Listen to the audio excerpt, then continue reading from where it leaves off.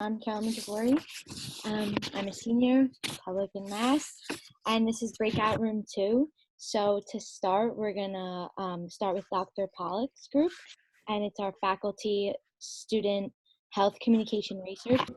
I have here, for example, as an example of papers that have been presented successfully at a national conference, a couple of students, James Sprano and Shad Yassin, and I think they would like to say something about their experiences presenting papers / posters online. Their papers were accepted for the prestigious biannual University of Kentucky Health Communication Conference. James, would you like to start off? Yeah, so I'm James Sprano and I'm a junior here at TCNJ. I'm a comm major with a specialization in public and mass. I recently had the opportunity, as Dr. Pollock just mentioned, to present a paper that I co-authored on gun safety at the Binary Kentucky Conference. Unfortunately, it was hosted online. I wish that I was able to attend the conference in Kentucky. But TCNJ in general has provided me with many opportunities to get mentioned outside of the college. There are so many different chances to submit your work on different conferences, and TCNJ is always there for assistance. I also have a few co-authored papers accepted for an annual conference hosted by the New Jersey Communication Association. Personally, the selected works of mine were all working with an innovative theory coined as community structure theory by our well-known professor, Dr. Pollock. And if you become a communications major, you'll become very familiar with this theory. So since we're pretty short on time, I'll quickly go over my experience at the Kentucky conferences, and then I'll switch over and give time for my classmate to talk. It was a little bit nerve-wracking presenting my work in front of many scholars, but my professor, Dr. Pollock, made sure that I was well prepared. He helped me in creating a script to what information was pertinent and presenting, since he has so much experience presenting different papers and works of his. Having papers selected to different conferences is a great honor, and one that I could not have achieved without guidance from my professors. Here at TCNJ, professors focus on their students' success. And now, Shad, you could go talk about it a little bit. Hi guys, I'm Shad. I am a senior biology major actually, with a minor in public health and chemistry, but I got the honor to work with the communications department on a project with Dr. Pollock. And so James and I both actually presented at the Kentucky conference, and both of our topics, like he said, were revolving around something called community structure theory. So just to quickly explain, community structure theory is simply just a way of looking at news coverage in a region or a country. It's based on the idea that a community's thoughts about a certain topic, in this case for James it was gun violence, for my case it was international coverage of mental health services, and basically the idea is that communities' thoughts about those topics are reflected in the media coverage of that topic in the region. And so to study this, we take key city or country demographics, usually things related to socioeconomic status, healthcare accessibility, something like that. And then we compare that to the data we see in the community, in the news coverage, and then we make conclusions based on those correlations. So, for example, James's study on gun violence found that the higher the proportion of more vulnerable populations, people who are living in impoverished conditions, people who are uninsured, the more media emphasis on government responsibility for taking care of gun violence. Another thing that he found was that, and it's pretty surprising, Southern newspapers were actually more likely to support government responsibility for gun violence. So you find very interesting things based on these studies. My work was on international coverage of mental health services, and we found that more privileged communities were more likely to promote government responsibility for access to mental health services, whereas more vulnerable populations, again, more impoverished, less insured, these populations didn't really think that it was the government's responsibility. They thought that governments should be worrying about other things. And I thought this was a really unique experience. I know very few students at other schools who can take a class and have a paper at the end of the class that's worthy of publishing in a scholarly journal or presenting at a national or international conference. Even at TCNJ, this is a particularly unique opportunity for me. Like I said, I'm a bio major, a public health minor. No classes that I've taken so far in any of the other departments have allowed me to create a paper that's worthy of publishing in a journal or worthy of presenting at a conference. So this was an incredibly unique opportunity for me. And so the paper that I created with Dr. Pollack was something that I'm genuinely proud of, and something that like I would show to a potential employer, a potential research advisor that I'm trying to get a job at. I would put the conferences that I was accepted to on my resume, for example. So it's a really cool opportunity that you get in the health communications field over here. Thanks, Shad. I don't know, we have so little time. I think perhaps instead of taking questions, maybe we should go on to either Dr. Fazio or Dr. Lee. I'm not sure how this has been structured. Dr. Lee, why don't you go? Go ahead. Okay, good morning, everyone. So I'd like to share two very exciting research projects and courses that are happening in our department. So first is one project that my students and we did last semester, which is an anti-vaping campaign. And we actually created a very cool name for that called Erase the Vape. So based on many theories we talk about in class, our students create some campaign posters like this. And also we produce a radio PSA by our students.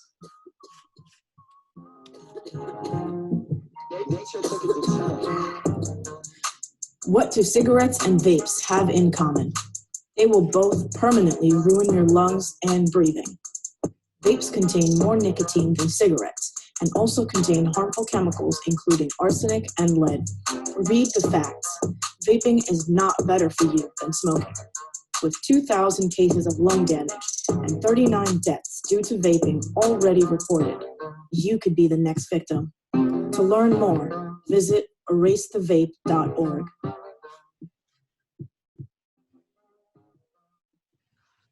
Yeah, and also at the end of the semester, we also did a mini press conference to launch our campaign. So as you can see that our approach to health communication here is very diverse. So as a very foundation, we know different communication theories, and also we were able to apply the theories into practice by designing different formats of public health messages, and also through different public speaking activities and also social media campaigns, we were able to develop and enhance our communication skills. So this is one exciting project we did last semester. And so in the fall, we're going to have a new class called Interpersonal Health Communication.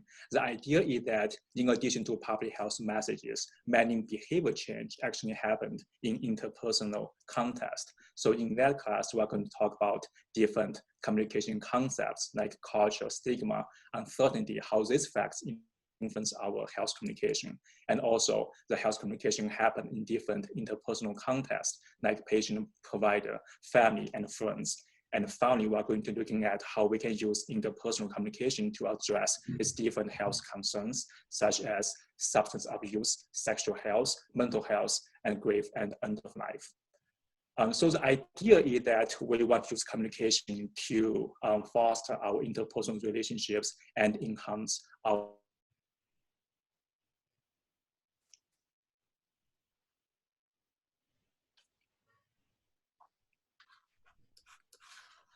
Did I just lost my connection? Yeah. We lost you briefly. Yeah, I mean, that is another presentation actually. Yeah, the idea is, yeah, I really look forward to see you guys in the fall, and welcome to TCNJ. Thanks.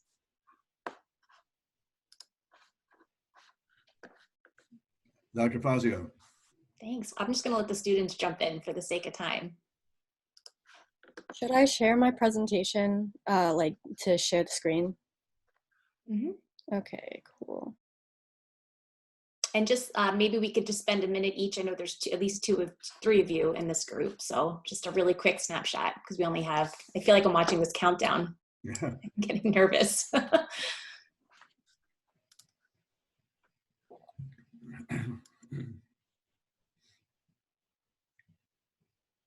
Okay, can you guys see everything okay? Yep. Yes. Cool. So this is our presentation on our community project that we did for our interpersonal communication class with Dr. Fazio, working with the best day of my life so far. And we'll talk more about that on the next slide. Okay, so my name is Marcos Ochoa. I'm a sophomore at the College of New Jersey, and I'm currently in the public and mass media specialization. And one of the requirements for that specialization is taking COM 242, which is interpersonal communication, but mostly everyone just refers to it as COM 242. So within COM 242, we have examined interpersonal communication, and we combine theory with practice. And one of the main points of emphasis is the uniqueness of interpersonal communication as opposed to communication in other settings. And as you know, we're going to be talking about the project that we did with the best day of my life so far. And in COM 242, we really learned about the many different settings in which interpersonal communication is used and how to maximize these situations by using the communication theories. And although we learned many different things, the community project allowed us to really benefit from what we learned, specifically things like noticing and understanding different types of nonverbal and verbal communication and cues, and the ability to truly listen. So those were a couple of the main things that I really get out of the project. So if you go to the next slide, here's a look at my project. So, you know, as we said, the mission of the organization is to reduce older adult loneliness through generational listening and really empower those people and try and give them their voice back. So that's just a quick look at my project, kind of an overview, some stories that I heard, and a few of the key theories and points from the class that I got out of it.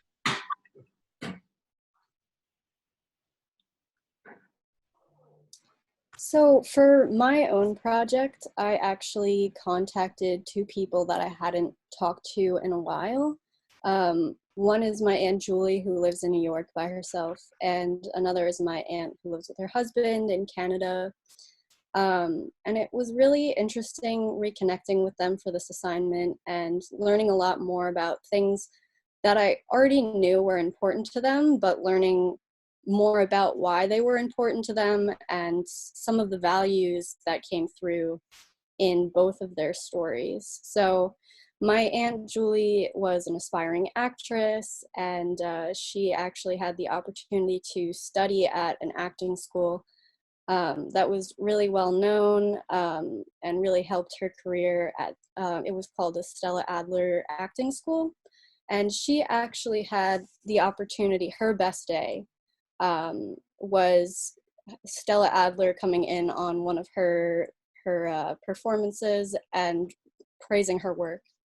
And she had to raise the money to sign up for acting lessons and go there every day by herself.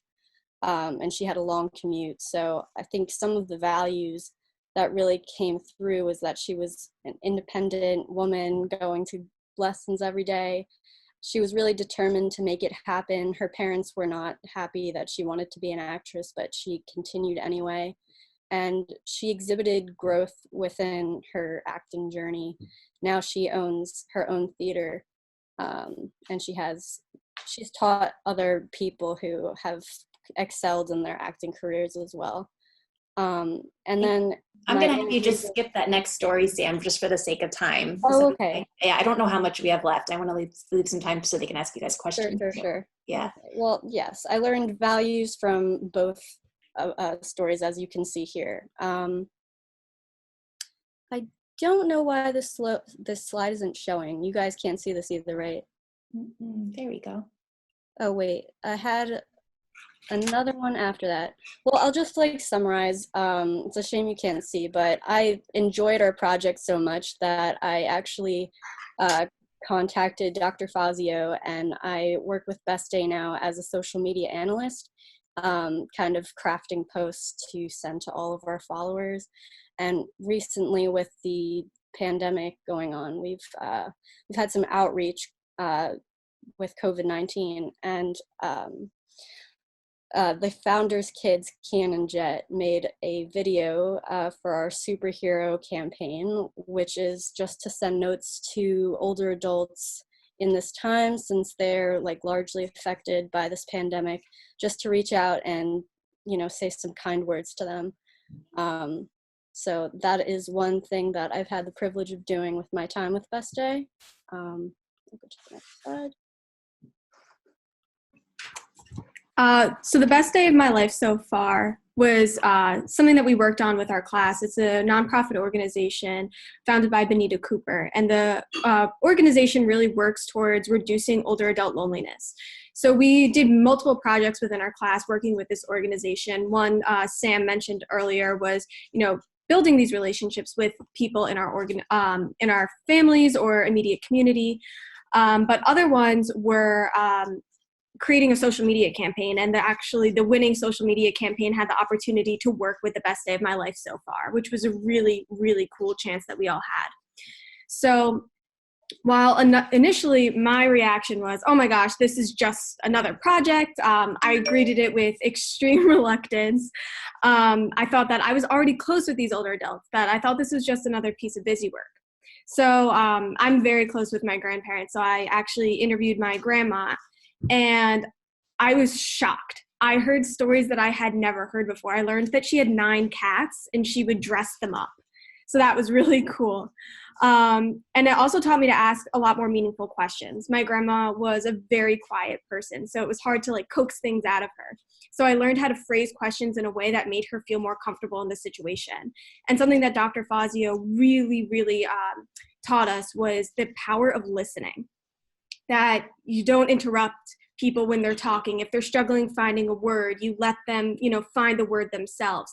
And in that you can, you know, really understand the person more, understand their mindset. So this project actually ended up having a lot more meaning to me than I could have ever imagined. I did this project 2 months actually before my grandmother passed away. So I was able to create such a beautiful memory with her before that and learn more about her. Also with the project, it allowed me to have a deeper understanding of my family's communication style. So learning more about my grandma helped me understand why she is the way she is, why she talks the way she does. And it also taught me to listen to a person about the things that are unsaid. So there's a lot of power in not only people's words, but the silence that comes in between them. So on the next slide. Carolyn, are you moderating? Or yeah, do you want we us have to? about 8 minutes left. We have 8 minutes left? Okay. Yeah. Okay. Wonderful. Thank you. I just didn't know if, if you would Thanks very much. Sorry, Alexa. Thank you so much. No, you're great. So these are just some example slides of my ending project. So the first one, obviously, my grandma. The second was understanding like her background. So when she was born, like some of the things that like historically that tied into who she was.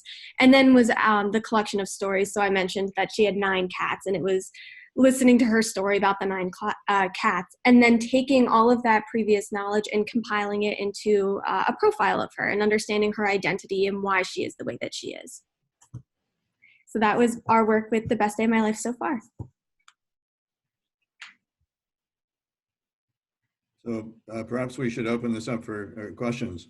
Anybody else who participated? I know some of our current students, Haley, for example, you haven't had a chance to contribute yet. Is there anything you'd like to add? Yeah, well, we have 8 more minutes of this for if anyone has any questions, you can put it in the chat, and then like we can move on to the next presentation. Or you can ask it live, can you not? Or yeah, or you can. So let's see, Casey Lopez, do you have any questions?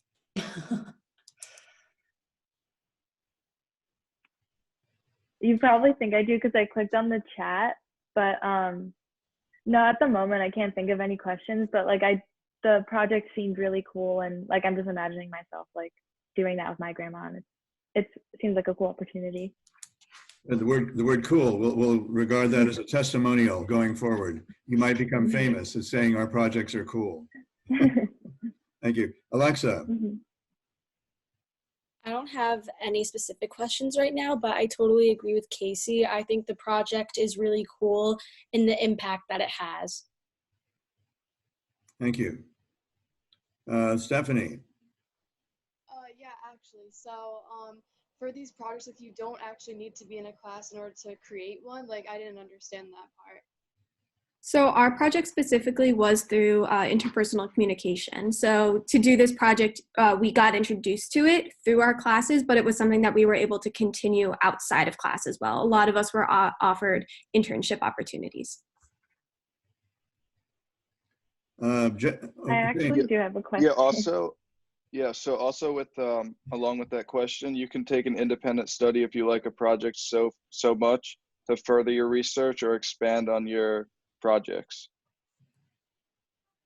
Thanks, James. Casey? If I were to join the honors program, I'm not sure exactly how it works, but I think you take like different classes. Would I be taking like these communication courses with like the rest of the people in this major, or something completely different? That's a great question. Do we have any students in the honors program right now in this group? So it works differently. That's sometimes what you'll do is do an honors by contract. So it aligns with your major and you'll talk to the professor ahead of time. You'll take the normal courses that are on your program of study, and we'll just add an extra project on to elevate it to whatever the criteria is that it needs to be for the class to count as honors. And then in some other areas of TCNJ, there will be sections that you take specifically with honors students. So it shouldn't change what you choose to study. It'll just be, kind of be adapted depending on how many students are following that same path or how much we might have to pave it uniquely to you. Mm-hmm. Thank you. You won't be held back. Jake, do you have any questions? I do not. I think everything got covered already. All right. You have an adjective like cool or something that we can add to the adjectives? Yeah, I guess I'll use cool. Okay. Great. James Pellegrino, are you? No, I don't have any questions, but it definitely seems like something that could, it just helps with, all the communication. Right. Laura, any thoughts about our presentations, about what students are able to do above and beyond normal classroom activity?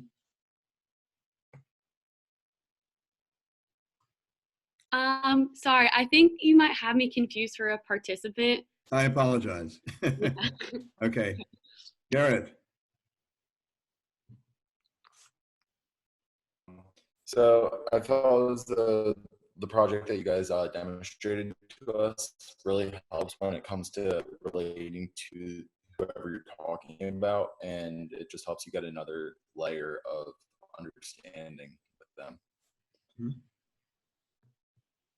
Diana, are you a prospective student? No, I'm double majoring. I apologize. What's your double major, Diana? I'm journalism, professional writing, and communication specialization, radio, television, film with a minor in Spanish. Whoa, fabulous. And so many of our students have this wonderful array of interests, and it's great that our curriculum can accommodate those interests. Jody. Okay. And Paolo. Hi, I'm a junior here. Okay, my apologies. Elena. I don't have any specific questions, but I found the presentation to be very interesting. Thank you. I just want to thank all the TCNJ students who put so much time into prepping this too. You guys are fantastic and you're wonderful ambassadors for the program. So thank you for doing that and being so thoughtful about what you're sharing with the prospective students. So thank you for that. All of you, and those of you that planned the logistics of this was no small task. So thank you to all of you for that. Let me add that I learned some new things today as well about what my colleagues are doing and what other students are doing. So I appreciate the opportunity to learn more about what's happening among both students and faculty in communication studies. So thanks very much, everybody. And this is normal. I mean, for the incoming or this prospective students, this is a testament to how our students are in general. They're like, they take the lead, they help out their team players. It's one of the best parts of TCNJ as a professor, is getting the privilege to work with such thoughtful, caring, smart, engaged students. So I'm not just saying that today, I say it all the time. I'm an alum, so I have a special connection to this. I'd like to think I was one of these students one day, but not quite the way that these students are stepping up. You guys are fantastic. And I'm sure you're willing to communicate with the new prospective students individually too, if you guys have more questions. Okay, so I wanted to mention, we're going to talk about like the RTF portion is Lions Television, WTSR, which are some of our student clubs. But I wanted to say, like, back to the best day thing, like, I had an independent study with Dr. Fazio last semester, where me and another girl ran the social media for the organization, and we had hand-on experience where we visited the Philadelphia Senior Center and created a real-life storytelling wall on cards, and like got to really talk to the older adults. So like, there's a lot of opportunities where like you can have like hands-on experience, like go places too. So yeah, I'm gonna share my screen, and me, Paulo, and Jody are gonna talk about LTV.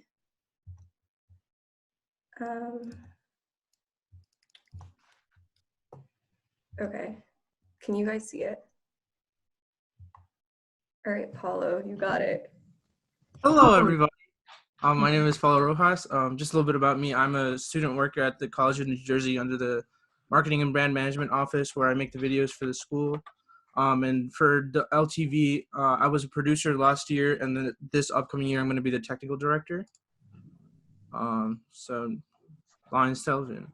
All right, I'm gonna show a video for you guys.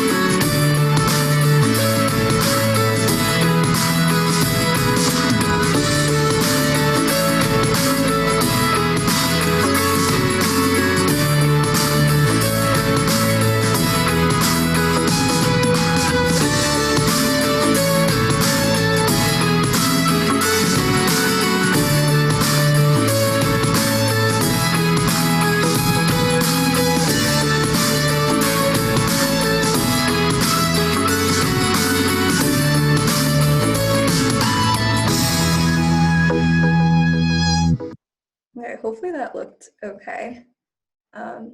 Paulo, you got it.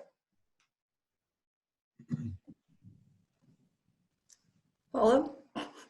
Hi, I'm sorry. So what is LTV? LTV is TCNJ's television and video production organization. We get to act, write, direct, edit, and operate everything in the TV studio, which I'll talk about in the next slide. We shoot in studio every Wednesday in the TV studio in Kendall, and out of studio whenever there's events or just anything we want to do out of studio.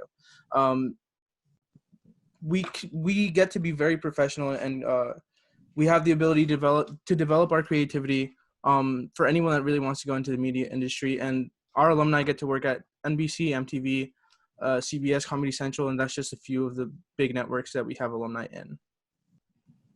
So here are some of our shows that we have, and this are our lineup for next year. So we have comedy, news, sports, game show, food, lifestyle, special events. So you can see that there's various genres that can cover many student interests. Me, Paul, and Jody were actually all student producers this year, and we had our own shows, and you can check us out on YouTube Lions Television to watch the videos that we produce. So the TV studio in Kendall Hall is full with professional equipment. It is unlike a lot of the studios that from other schools. What's in the studio? There are 3 very nice studio cameras.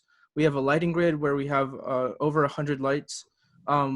We have the set where we record everything, and then we have the control room, which is in the back. And what jobs can you do in the TV studio? You get to be director, technical director. You can be a sound technician, floor manager, teleprompter, or a camera person.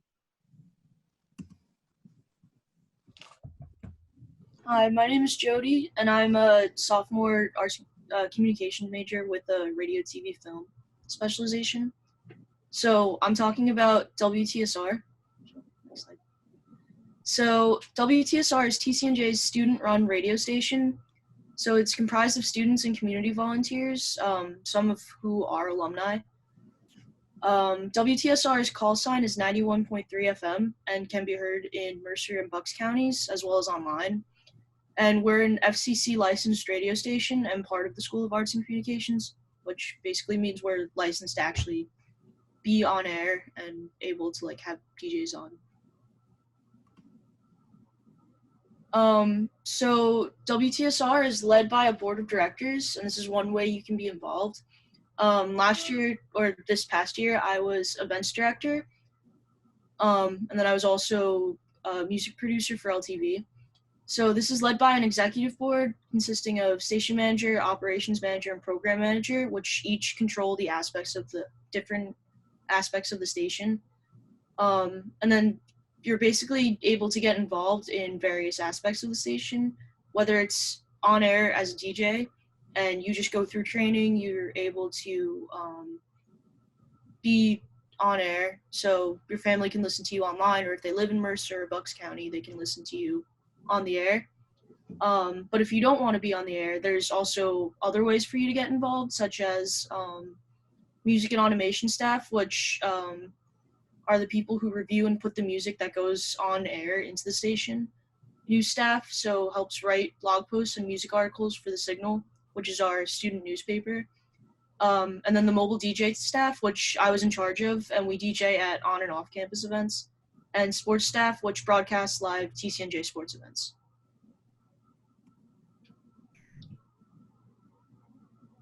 Is this me or Paula? Paula.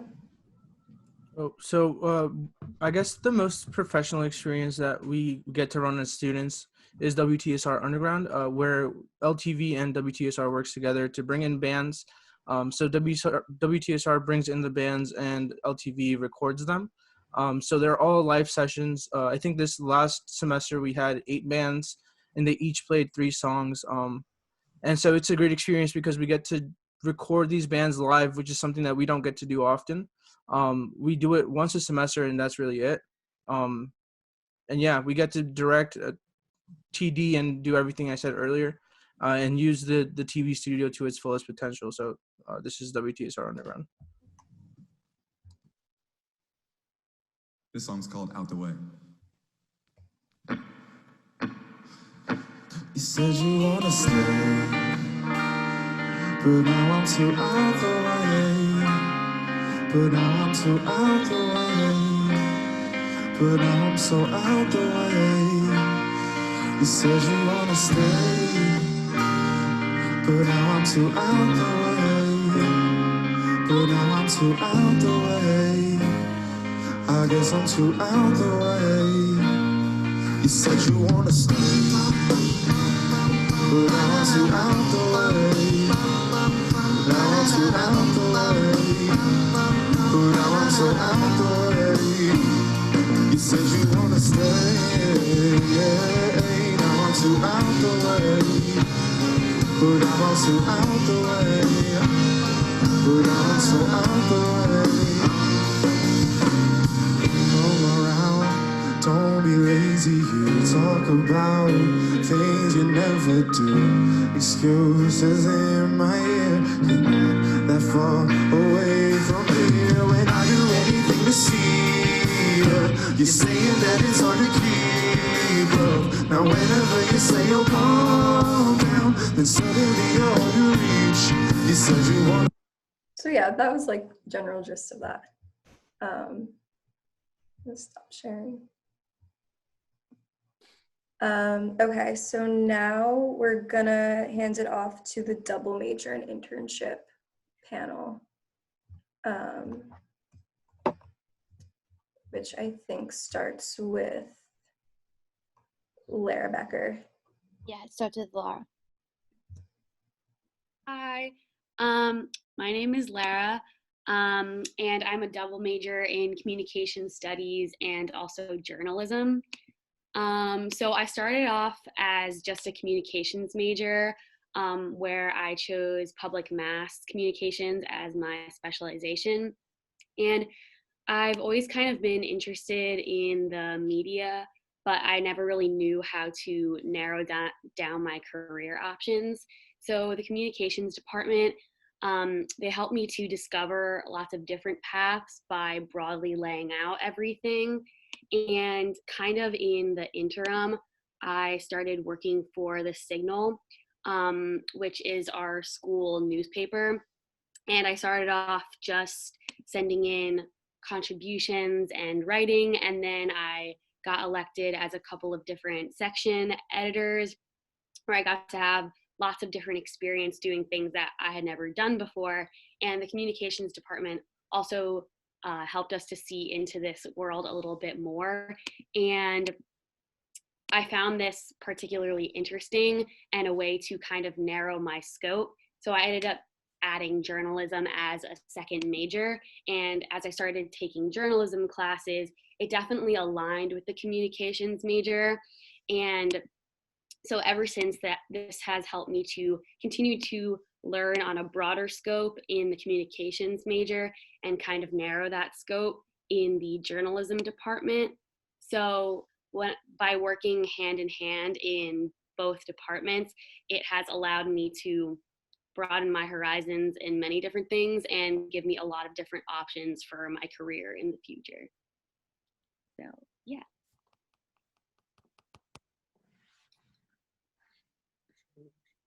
And I forgot who was next, but Diana, if you want to share yours. Yeah, sure. So, hi everyone, my name's Diana. I'm double majoring in journalism, professional writing, and communications specialization, radio and television film, with a minor in Spanish. So when I first got to TCNJ, I was an undeclared student under the School of Communication, Arts and Communication. And what really drew me to pick journalism was my love for writing. But then once I began taking Introduction to Comm Theory and other comm classes, I really liked the whole aspect of combining the two and creating a new form of being a writer and being able to produce different content for that writing. So just being a part of different clubs on TCNJ, the Signal, it allows you in the Signal, not only was able to write the articles, I was able to take pictures, do for different stuff with photography and film. So the comm department really opens you up to trying different technology and seeing what works, and also helping you edit and be your very best director and writer. So yeah. Thank you. Next is Marcos. Hi guys, Marcos again. I talked for Dr. Fazio's presentation before. So just to give a little bit of a refresher, I'm a sophomore at the college. I am currently specializing in the public and mass media track of communication, and I am in the process of officially declaring for a minor in marketing. And just to go back a little bit and explain why I chose communication and to pair that with marketing. So going into college, I knew that I've never been good with numbers. I didn't want to do anything business or finance related or anything like that. And I've always known I've been a good communicator. And my mom actually works at a PR firm, and I went to the city with her one day, and I was just really interested by all of it. So I figured I would narrow it down to communications or communication studies. And within that, there's so many different paths to go. And that's one of the reasons why I went into it, because I think that being a communication studies major allows you to have so many different options and really kind of pair your passions with what you want to do in the real world. And the reason I chose marketing is because my goal after college is to work in the world of public relations, and I feel like the two kind of go hand in hand. So in marketing, within the minor of marketing, there's a bunch of different classes you have to take. So currently I'm taking Marketing 201 right now, and I just took a management course. And throughout the course of fulfilling your minor, you'd be taking courses like international marketing, econ, things like that. And another reason why I wanted to follow my choice in marketing is because it gave me the opportunity to study abroad. So I was supposed to study abroad next fall in Heidelberg, Germany, and I'd be fulfilling a bunch of my courses for marketing. So I was taking international marketing, international management, a history, and another liberal learning. Unfortunately, that has been canceled, but those are those are the main reasons why I decided to go with it. One, because it allows me to it gave me the opportunity to study abroad, which was something that was really important to me. And it would be, for my career choice, the perfect pairing with my major. And so far, I haven't had any complaints with it. I love it. And if anyone has any questions about majoring or minoring, especially with marketing, please feel free to reach out to me. I'd love to answer any questions you guys have. So thank you for listening. Thank you. Does anybody have any questions for them?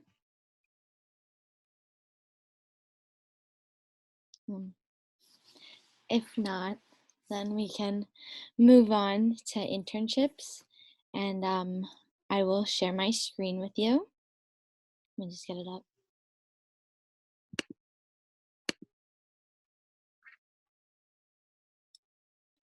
Oh.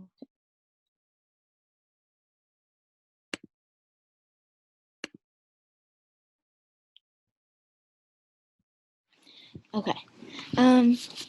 Hi, I'm Carolyn Javori, and I'm a public and mass major, and I've been lucky enough to do a lot of different internships in social media and marketing, and that's really what I want to go into.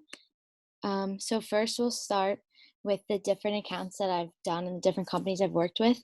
I've worked with Soulberry, which is like a bowl place in Brigantine, New Jersey. It's like acai bowls, and that was really cool because I like working with food because then you can take pictures of it and have fun with it. And since it's I have a beach house there, so it was fun being able to like incorporate the beach with all of it and making it fun and just interactive with all the customers. And then on TCNJ's campus, there's Lion Dog, and I reached out to him because he came up to me one day when he saw my friends and I outside just like taking pictures, and I told him that I love doing social media, and he asked for my help. So just by simply like starting a conversation is another great tip on how to get an internship. And also this past summer, I worked in Atlantic City, New Jersey, and I worked at Resorts Casino. I did a lot of cool different stuff there. I got to create like property signage for like the entertainment and restaurants at the casino, which was really cool because then you get to see like your work actually up and around the casino. So whenever my friends would come and visit me, I would walk them around the casino and show them all the different things that I've done. And like signage could be from anything from like a poster in the elevator or actual standees, which was really cool to make because I worked closely with DraftKings because there's a sports book in the casino and I'm a big sports fan. So I had a lot of fun like designing the different posters and the standees that went outside of DraftKings. So whenever you would walk past the sports book or even in the sports book, you would see my work in there, which was really cool. And even like little stuff on the boardwalk, I would like design the billboards and like chalkboard stands that would go outside on the boardwalk to like get people in, which was really cool. So I did stuff from, designing property signage to even ordering billboards that you would see on the Atlantic City Expressway, which was really fun to see. And there's just some of my work that I've done on the different accounts. But yeah, it was a lot of fun getting to like compare the different internships that I've had. And this summer I have one with NFL Films doing player and talent relations. So I'll be coordinating players coming in and like working with agents, because there's an NFL Films in Mount Laurel, which is 5 minutes from my house, in Morristown, Jersey, which is in South Jersey. So I'm very excited for that. As of right now, it's still on. So I hope I still get to experience NFL Films this summer. So thank you. Now, Laura, if you want to take it from here. Hi, so I'm Lara once again. Let me just share my screen. Here we go. Okay, can everybody see that? Okay, great. So this is about my internship with Interactive Theater International. So I just came back from studying abroad in London before it was cut short. But I went to London for spring 2020 with a program called CAPA, which is a third-party provider that kind of just does study abroad programs. And one feature of this program that I thought was really interesting was that they organized everybody with a chance to get an internship. So they helped you through the whole process and worked around London and helped you find companies that aligned with your career goals. So I've been doing theater for most of my life, and I find it really interesting, and I like pairing my interests of communications and journalism and marketing and public relations and things like that with theater. So this was basically all things that happened at Interactive Theater International. It's located in London's West End, which, if you don't know, is kind of like Broadway in London. It's the same sort of thing. And so this company basically was interactive dinner theaters that organized a full show right in front of you, along with a 3-course meal. And they actually tour in 41 countries with a residence in the West End.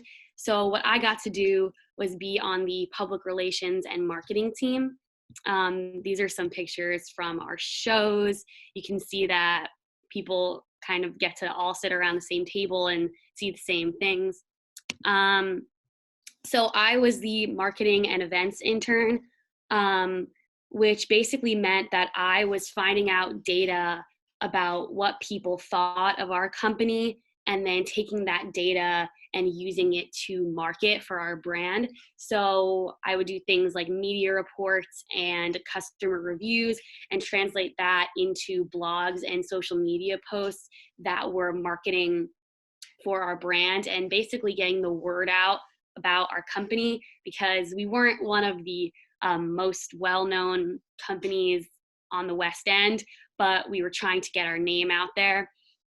And this was a great opportunity because it was direct experience at a large company, and it was really amazing to be able to work in London and in a professional setting, which this was kind of my first experience with this professional setting. So it was interesting to just get right in there. And it also aligned directly with my career goals by allowing me to take the skills that I already had in communications that the communications department has helped me out with for a couple of years, and kind of take these skills and grow them into marketing and advertising, which I had never worked with directly. So yeah, that's pretty much it. Okay, yeah. So if anybody has any questions about internships or anything, go ahead and ask them. Yeah. I have like 2 questions. So if you're like trying to get an intern doing like social media and like something like that for a company, would it help to have your own camera, like a good quality camera of your own? Do you want me to take it or you got it? Well, I mean, we can both answer. Like, I didn't really have to have a professional camera for this job because it was more about marketing and advertising than social media. And I think most companies are pretty accommodating usually. But if that's like your strong suit, then you can definitely make that known to executives and employers. Yeah. Yeah, like for me, I don't really use a camera. All of our stuff was through our phones because it would just be easier to post right onto Instagram or Twitter, whatever we were using. But it definitely helps that you have camera experience. So I would always mention any type of experience you have with a camera or any type of like different things that you could help with. Thank you. Mhm.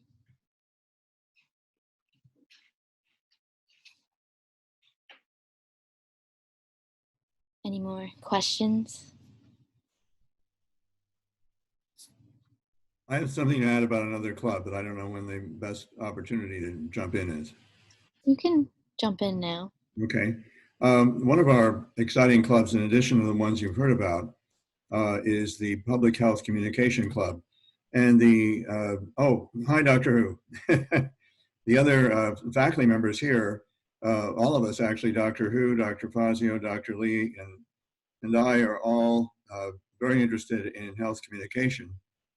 And the Public Health Communication Club is interdisciplinary.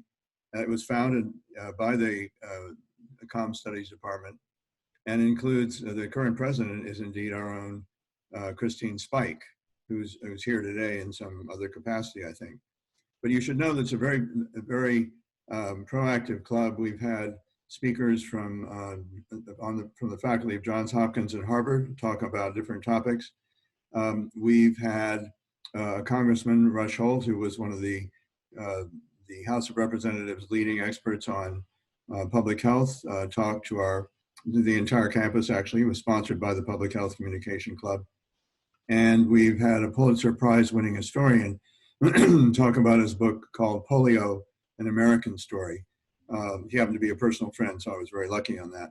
But the point is, we have a very, very active club, also an expert on education and entertainment, which is a way of using radio soap operas, song, dance, drama, television soap operas throughout the world to help convince audiences to lead less risky and healthier lives.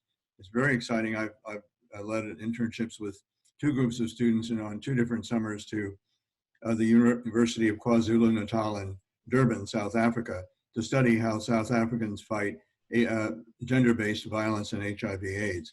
So we have a very, very strong program here. All the faculty currently right here are experts in health communication, and we have a student club that corresponds that is equally vibrant and robust, the Public Health Communication Club. And that's something we encourage all of you to check out if we're lucky enough for you to encourage you to enroll at TCNJ.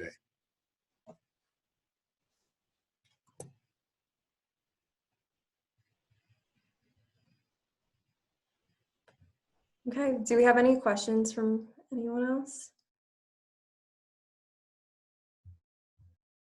For the radio station, do you have to be enrolled in the radio class to be in it, or can you just join? No, so you can just join, and that goes for LTV as well. There's not a career fair. There's a club fair at the beginning of each semester, and you can either sign up there or you can even just pop by down the station, which is the basement of Kendall Hall, and just come and you can get involved that way. Okay, thank you.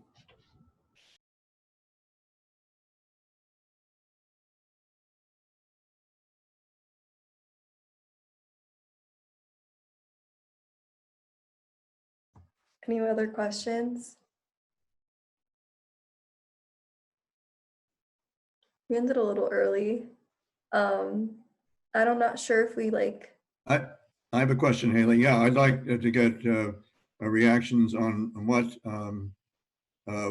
if anything, surprised you about anything you've heard today that you didn't already know about TCNJ or the Comm Studies Department. Well, I already knew that the programs were amazing here based on my friends who go here and just visiting in general. But especially with Caroline's story, those internships seem amazing and they did interest me. So maybe we'll talk later about it. Yes, if you have any questions, feel free to message me anytime. Thank you. Give you whatever information you want. Any other surprises or reinforcements? I didn't know that there were that many opportunities to study abroad. And that's something like I really look forward to. And I'm glad that that's something that you can really do here at TCNJ. There are quite a few cooperative agreements where you simply pay tuition at TCNJ and fly somewhere. And you don't have to worry about paying tuition abroad. That's already taken care of. So we were very fortunate to have a great many of cooperative agreements. Alexa, you had your hand up.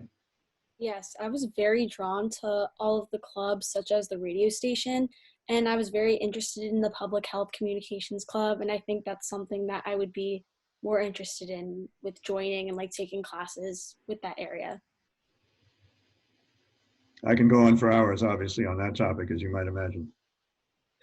Others, anything that surprised you that, you know, for or against, or that helped you understand how different TCNJ might be for some other colleges or universities you are considering?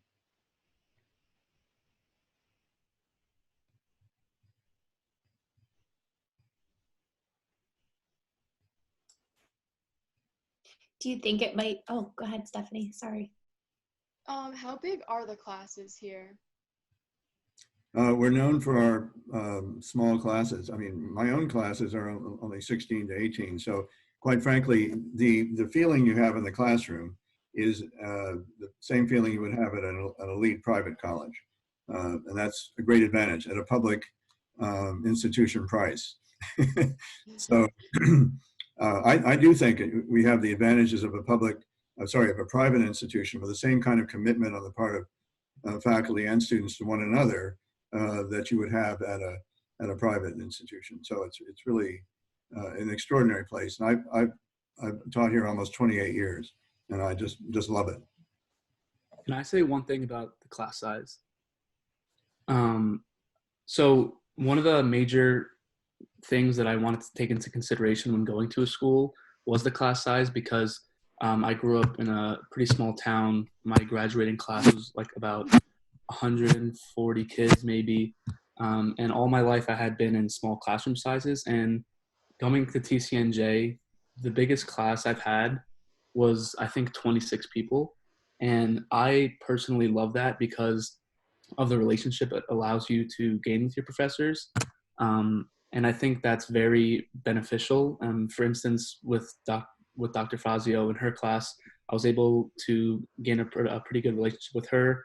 In my public speaking class with another professor, CAPA London, I've been able to build a good relationship with her. So, and these are all things that are going to be very beneficial to you guys once you leave college, having good relationships with your professors. So that's definitely something to take into consideration. I love it, and I wouldn't ask for anything else. So just to leave that with you guys.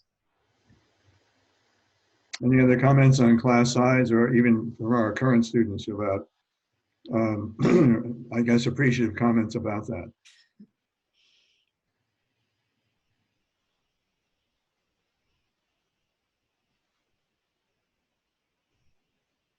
Dr. Fazio, you were about to say something? No, well, yeah, I guess you know me well, John. I was thinking something. I don't know. I don't want to interfere. The students are structuring this so well, so I didn't mean to interfere. I just wondered if there were questions not related to the major that they might want to take advantage of asking you all, or if they wanted the faculty to pop off. So you can let us know if you think that's helpful. But if not, yeah, I don't know, if you just have questions about the school or about what we're doing, you know, in light of the adjusting as needed in light of the pandemic, whatever it is, I think that, you know, we're here for you guys to answer questions. So, but you don't have to, no pressure. Casey. I don't even know if you guys would know this yet, but with the state of how things are, would you think that we would be having our first semester like online next year, or would it be like in actual classes? Yeah, it's a good question. I'm on a lot of the governance committees that are that are hearing about that and talking about that, and there's just been no decision made yet. I'm sure you can understand that. I mean, I think we all miss each other terribly. I think I don't enjoy not seeing everyone face to face, but I think we've done a really good job adjusting as needed. So I know that whatever happens, if it is virtual, phased, whatever it might be, and there really just isn't a decision yet. I know that for sure. I think that we will adapt even better in the fall because we're going to have time to make sure it's a really special experience still for the students, whatever the decision is. It's going to be with the student experience in mind. So we'll see. Mm-hmm. Stephanie.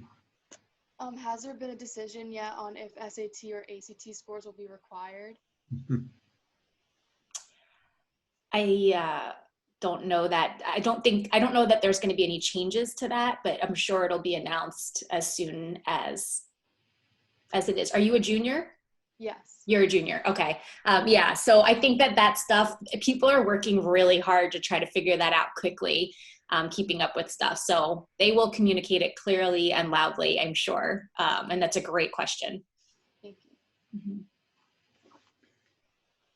When you all are thinking about selecting a college, what is there? Are there one or two critical turning points or key criteria that make a huge difference to you? Or do you just get a diffuse feeling of whether or not you belong somewhere? Alexa. I knew that TCNJ has like amazing connections, and I've done like a few summer camps there, and honestly, it just felt like home, and I just thought it was the right place for me to go. Great. We may want to quote you on that someday. So you're definitely coming? Yes, I'm committed. Wow. Awesome. Exciting. Great. Thank you. We look forward to seeing you.